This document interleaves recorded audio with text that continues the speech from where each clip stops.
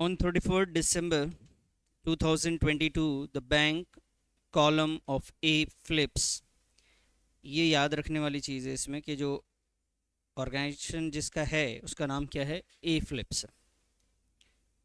शोअस debit balance 41610. कह रहे जी ए flip का जो कैश बुक है, ए फ्लिप का जो कैश बुक है उसमें बैलेंस कितना दिख रहा है सर? बेटा उसके अंदर ना डेबिट बैलेंस है. कौन सा बैलेंस है? डेबिट बैलेंस है कैश बुक. तो बस यहीं पे आपको पहली बात समझनी है कि कैश बुक में डेबिट का मतलब क्या होता है? प्लस. अब आगे कहानी में लिखा हुआ है टोटल 7 पॉइंट्स आपको दिए हुए हैं और लास्ट में इन्होंने बोला है कि भाई आपको क्या करना है, एडजस्टेड कैश बुक बनाना है और उसका जो करेक्ट बैलेंस आएगा वो बताना है. उसके बाद जाके बीआरएस आपको स्टार्ट करना है. तो एडजस्टेड कैश बुक के लिए पहले हम देख लेंगे इसमें से कौन कौन सी चीज़ एडजस्टेड कैश बुक में जाएगी और उसके बाद हम लिखेंगे. या पहले फॉर्मेट बना लें. आओ ऐसे करते हैं, पहले फॉर्मेट तैयार कर लेते हैं. लीजिए एडजस्टेड कैश बुक हम बना रहे हैं. सबसे पहले हम क्या करेंगे, ये जो बैलेंस गिवन है डेबिट बैलेंस 4610, बेटा सबसे पहले इसी को लिखेंगे. किस साइड लिखेंगे हम लोग? डेबिट साइड में लिखेंगे. अच्छा इसमें डेट का कॉलम भी आप बना सकते हैं, वैसे ज़रूरत तो नहीं है लेकिन आप बना सकते हैं. ध्यान रखना ऐसी कोई सख्त ज़रूरत नहीं है.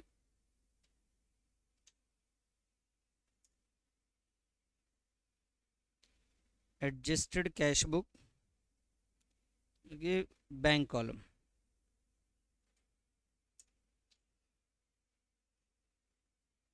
Bank column.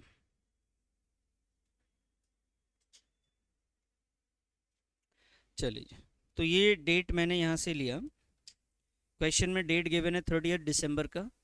इस डेट को मैं यहाँ पे जाऊँगा 2022 23 दिसंबर और हमारे पास डेबिट बैलेंस है यानी प्लस में बैलेंस है और कैश बुक में प्लस होना मतलब डेबिट साइड लिखेंगे हम.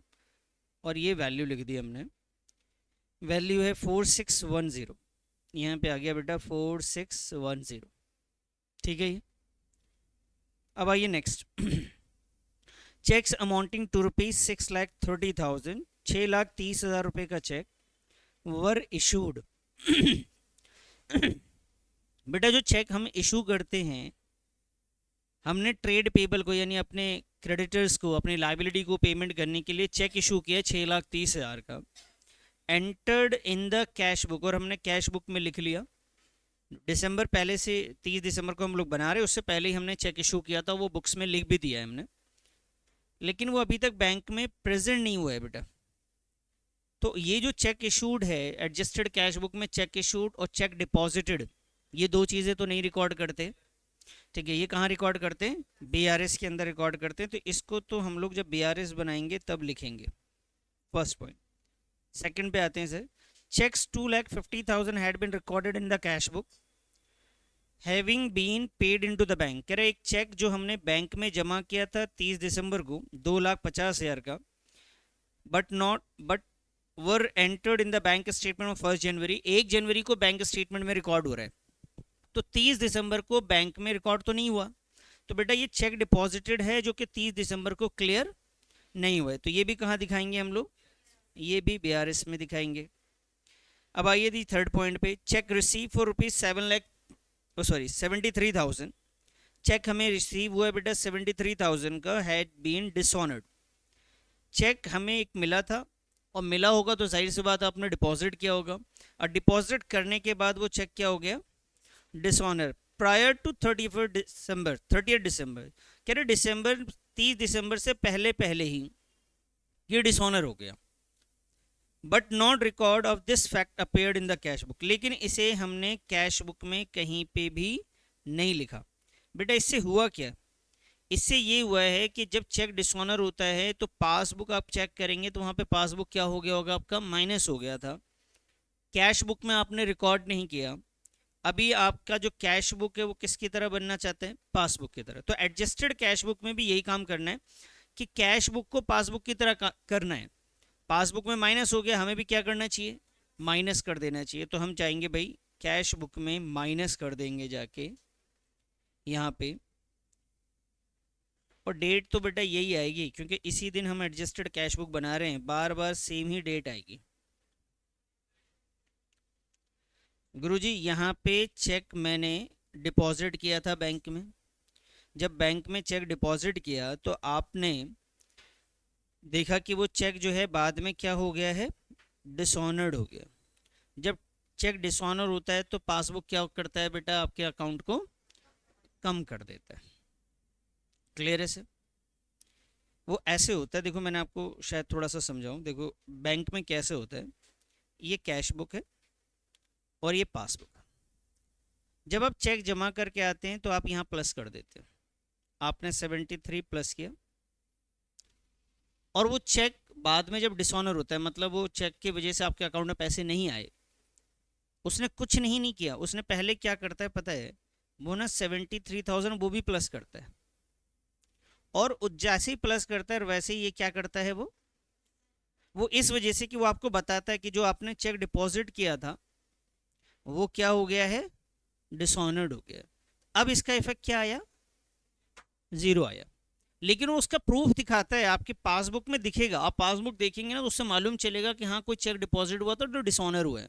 अगर वो लिखता ही नहीं तो आपको मालूम ही नहीं चलता कि चेक डिसऑनर हुआ है कि नहीं हुआ है, आप तो इंतजार में बैठे रहते कि हाँ वो चेक अभी तक शायद क्लियर नहीं हुआ होगा। अगर पासबुक के अंदर कुछ भी नहीं लिखेगा तो कैसे पता चलेगा कि भाई उसमें हुआ है कि नहीं हुआ है? आप क्या करोगे, आप तो यही सोचोगे ना, अगर मैं ये चीज़ ना लिखूं तो आपके दिमाग में क्या चलेगा कि अच्छा मैंने चेक डिपॉजिट किया है और वो अभी तक क्लियर नहीं हुआ है। तो क्या करता है बैंक ना, बताता है कि भाई देखो ऐसा है, 73,000 आपने चेक डिपॉजिट किया था तो आपके हिसाब से प्लस होना चाहिए था, लेकिन बाद में डिसऑनर्ड हो गया, तो क्या करा हमने, तो इसका इफेक्ट तो वो जीरो दिखा रहा है। समझ में आई बात? तो चेक डिसऑनर से बैंक तो आपके अकाउंट में पैसे नहीं देता, लेकिन ये एक बार प्लस करता है और वैसे ही क्या करता है, ये माइनस भी करता है, उसका इफेक्ट जीरो है। अब यहां तक का काम तो हम पहले कर चुके हैं, जब चेक हमने डिपॉजिट किया था तो हमने भी प्लस किया था, इसने भी प्लस किया था। जैसे डिसऑनर हुआ तो बैंक ने क्या किया, माइनस किया। अभी कैश बुक को भी क्या करना चाहिए, माइनस कर देना चाहिए। इसमें वैल्यू जीरो हो चुका है और हमारी वैल्यू में 73 प्लस है, तो हमें भी माइनस करना चाहिए था। अच्छा जी, चेक जब आप डिपॉजिट करते हैं बैंक में तो ध्यान से समझना क्या एंट्री करते हैं आप, बैंक अकाउंट को डेबिट करते हैं जिससे आपका चेक आया होता है। जैसे यहाँ पे जो चेक आया होगा तो जाहिर सी बात नाम नहीं दे रखा है तो किसी कस्टमर से मिला होगा, हम ये मान के चले, तो कोई कस्टमर ने आपको दिया होगा चेक, या किसी पार्टी से आपको चेक मिला होगा, सही बात है ये, तो आपने बैंक में ऐसे डिपॉजिट किया होगा। अब अगर ये डिसऑनर होगा तो ये एंट्री बेटा क्या हो जाएगी, ये रिवर्स कर देंगे हम, पार्टी टू, तो बैंक अकाउंट में क्रेडिट साइड जाके क्या लिखेंगे, पार्टी या कस्टमर लिख देंगे। तो यहाँ पे आएंगे हम, यहाँ लिखेंगे बाई पार्टी, या फिर हम यहाँ लिख देते हैं कस्टमर, रीज़न लिख लेते हैं इसका यहीं पे, डिसऑर्डर। ठीक है, कितनी वैल्यू लिख दूँ, 73,000। चलो बताओ, इतनी बात समझ में आ गई?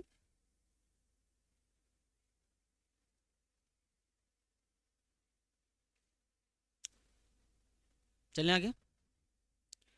अब आइए sir next point number 4, a dividend 3,80,000 paid direct by the bank had not been entered in the, कह रहे जी एक डिविडेंड आपको 3,80,000 का मिला है और बैंक के अकाउंट में आ गया और आपने ये कैश बुक में नहीं लिखा, तो भाई आपका बैंक क्या हो गया, बढ़ गया है। आपको भी क्या करना चाहिए था, ऐड करना चाहिए था। तो हम आएंगे यहाँ लिखेंगे डिविडेंड रिसीव्ड, डेट तो सेम ही चलेगा बेटा। तो डिविडेंड रिसीव जो है वो अमाउंट कितना है, डिविडेंड रिसीव का 380, 380,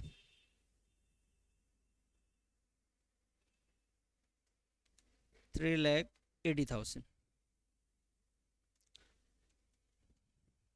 चलें आगे, नेक्स्ट। नेक्स्ट लिखा हुआ है बेटा bank interest and charges 4,200, had been charge in the bank statement. कह रहे बैंक स्टेटमेंट अगर आप देखते हैं तो वहाँ पे चार्ज किया गया है, यानी माइनस किया गया है 4200 किस बात के लिए, बैंक इंटरेस्ट और चार्जेस के लिए। तो अगर आपका बैंक माइनस हुआ है तो हमें भी क्या करना चाहिए बेटा, माइनस कर देना चाहिए। यहाँ लिखेंगे interest, bank interest and charges, value है हमारे पास 4200 का।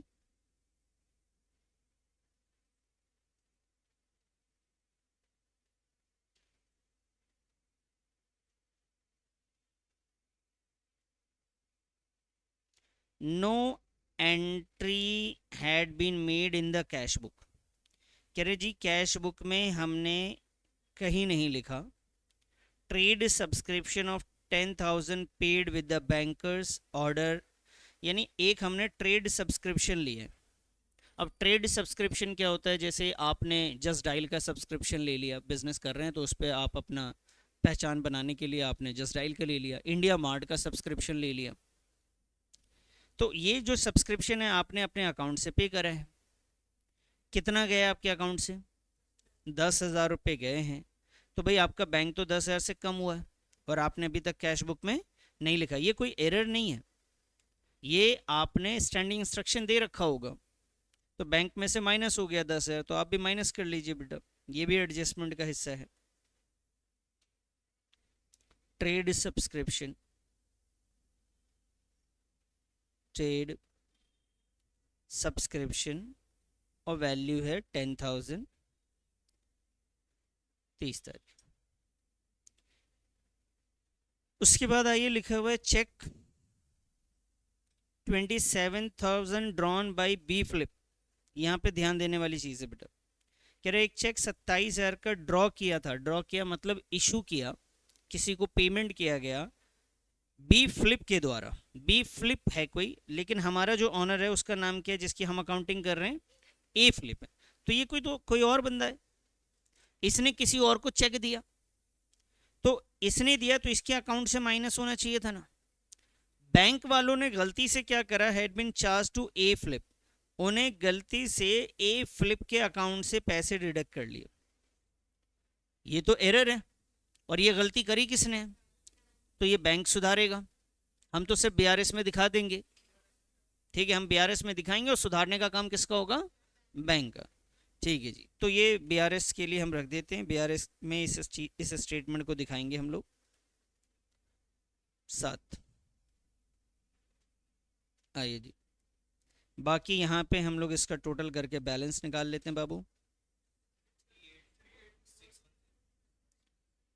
टोटल कितना है, 384,610, 384,610 टोटल है ना ये। ठीक,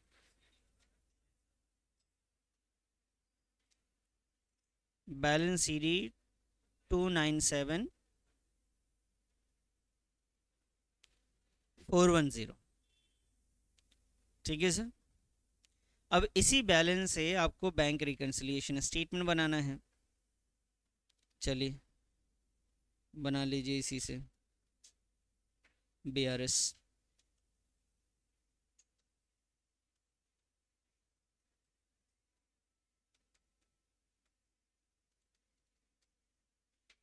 बैंक रिकन्सिलिएशन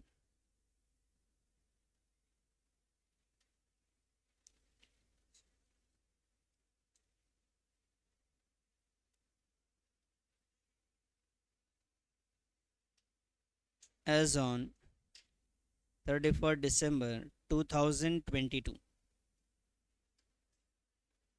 तो दो कॉलम हम ले लेते हैं बेटा, एक प्लस का और माइनस का।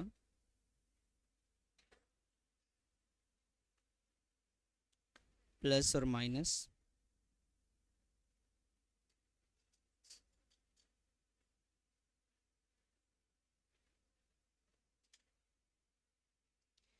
सबसे पहले आते हैं,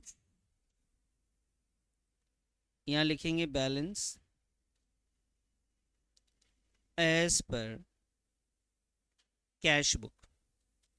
बेटा जब ये बैलेंस आप लिखेंगे एज पर कैश बुक, तो जो आपका एडजस्टेड कैश बुक आया था, ध्यान देना इधर, ये बैलेंस आपका क्रेडिट साइड आ रहा है, लेकिन ज़्यादा वाली साइड कौन सी है? तो इसे कौन सा बैलेंस कहेंगे? डेबिट बैलेंस कहेंगे, प्लस का बैलेंस कहेंगे। तो ये वैल्यू आप प्लस वाले कॉलम में ही लिखेंगे, 297410। अब दो ट्रांजैक्शन हमने छोड़ दिए थे, एक हमने छोड़ा था बेटा ये बीआरएस के लिए, तीन छोड़े सॉरी, और एक ये 7, 1 2 और 7। तो 1 में लिखा हुआ है चेक हमने इशू किया था। आइए सर लिखते हैं ज़रा,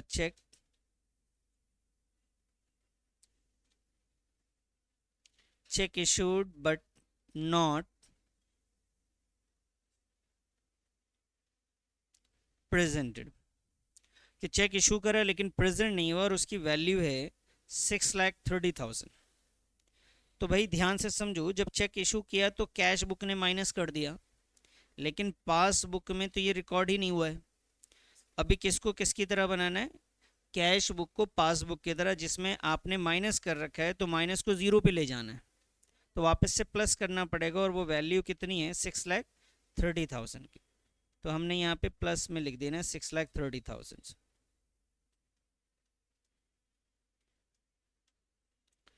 उसके बाद चलेंगे सर नेक्स्ट, चेक डिपॉजिट हमने किया था बैंक में लेकिन वो क्लियर नहीं हुआ है। यहाँ लिखेंगे चेक डिपॉजिटेड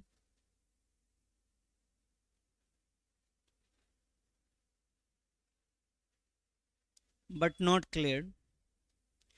चेक डिपॉजिट करने का मतलब होता है कि कैश बुक में आपने प्लस कर दिया और वैल्यू है इसकी 2,50,000 रुपये, तो आपने कैश बुक में 250 प्लस किया, लेकिन बेटा पासबुक में कुछ भी नहीं हुआ है, कोई चेंज ही नहीं आया। तो अभी कैश बुक के बैलेंस को ज़ीरो करना है, तो माइनस करना पड़ेगा तभी ज़ीरो होगा।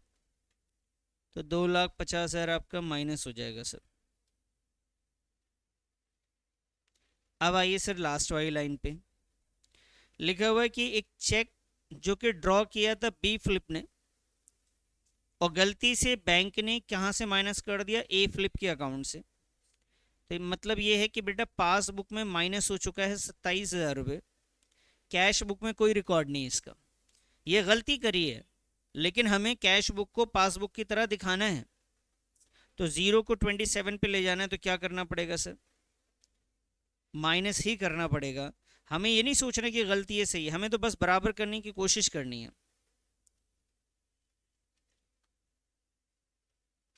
Amount wrongly debited by bank, bank ने गलती से डेबिट कर दिया है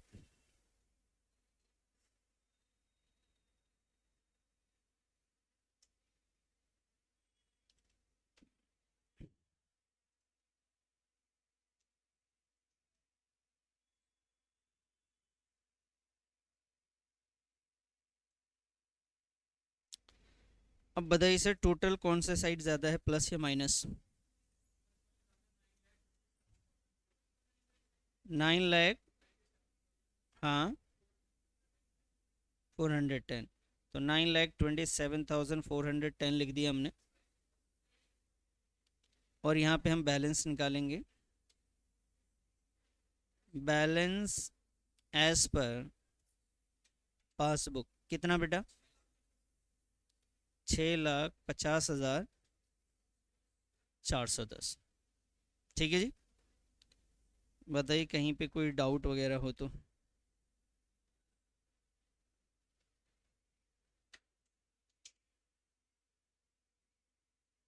क्लियर है सबको? जी।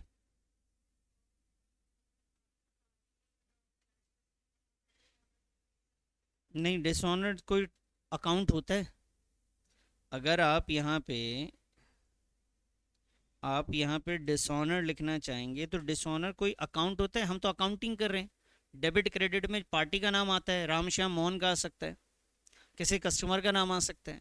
कभी डिसऑनर कोई अकाउंट है? नहीं है ना, तो कैसे लिख सकते हैं? जैसे आप चेक जमा करते हो तो आप डिपॉजिट लिख सकते हो क्या डेबिट में? नहीं लिख सकते, क्योंकि वहां पे तो अकाउंटिंग ट्रांजैक्शंस के बाद मतलब जर्नल एंट्री से ही तो ये बनी है बेटा। ठीक है, चलिए नेक्स्ट क्वेश्चन पे चलते हैं।